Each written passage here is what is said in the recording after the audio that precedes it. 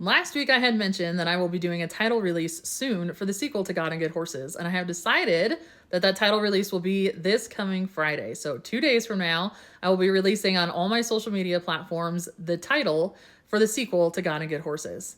I had asked you guys what you thought I should title the book, if you thought that I should go with a God and theme, or if it should be a title unique into itself. So I think my favorites for the God and theme were God and Good Dogs, which I'm going to tuck that title away for a different story because I love that title. And also God and Glass Houses. So thank you to those who submitted those. I love them. I also really liked for the standalone titles Broken Wings or Broken Promises. I thought those were both really good. So I did already have a title selected, but it was really fun to talk to you guys and see what kind of things you came up with. So Friday, I will be releasing the title to the sequel for God and Good Horses. In honor of that, I have decided to share with you guys some insider sneak peeks on what kind of went into the making and the deciding of things for the second book.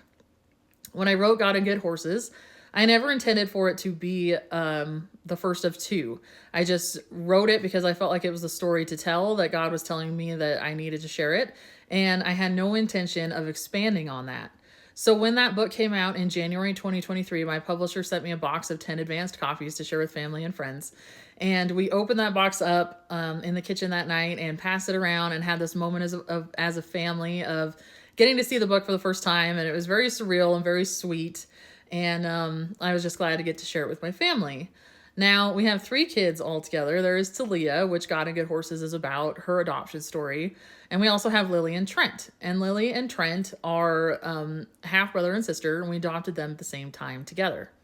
So Lily was 8 years old at the time the book came out, and she is our steadiest child. She doesn't really go up or down. Her mood is the same all the time. She's just kind of our sunshine girl.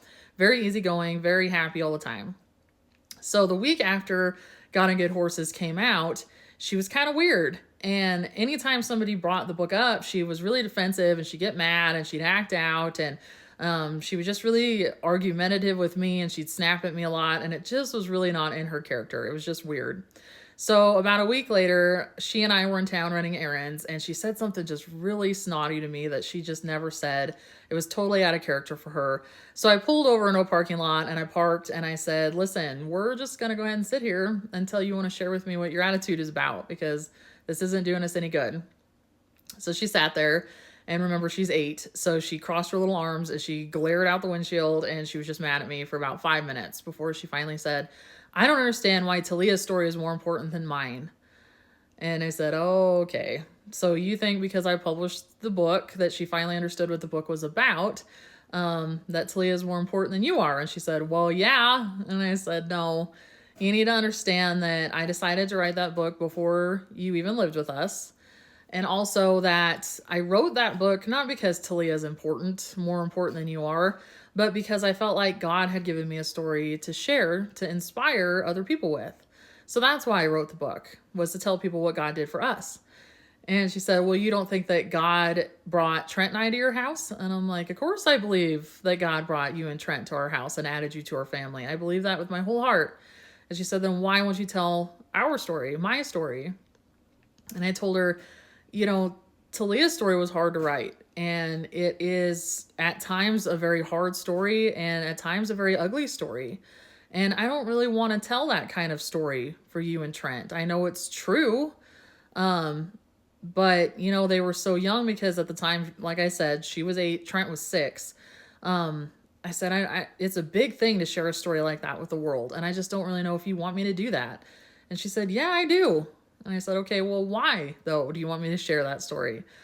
And she said, because then maybe the kids at school will understand me better.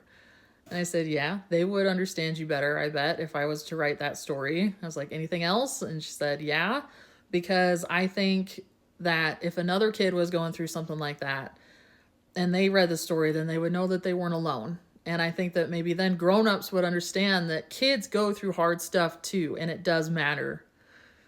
And I was so moved by this 8-year-old little girl sitting in my car seat, just telling me that she wanted me to use her story for good. Tell my story to show people what can come out of bad things. And I told her, okay, well, I want you to sit with this for a while. And if it's still something, as you know, after a little time has passed, if it's still something that you want me to do, I'll do it. I'll tell your story for you. And so a week later, I asked her, do you want me to do this still? And she said, yeah. And a couple weeks later, I asked her, do you want me to do this still? And she said, yes. And a month later, I asked her, do you want me to tell your story still? And she said, yes. So you guys, the biggest reason behind me deciding to write a sequel to God and Good Horses was because an 8-year-old little girl told me that God could use the broken pieces of her story to help other people and to create something beautiful. So, title release for the sequel to God and Good Horses coming this Friday. And until I talk to you guys next time, have a very beautiful day.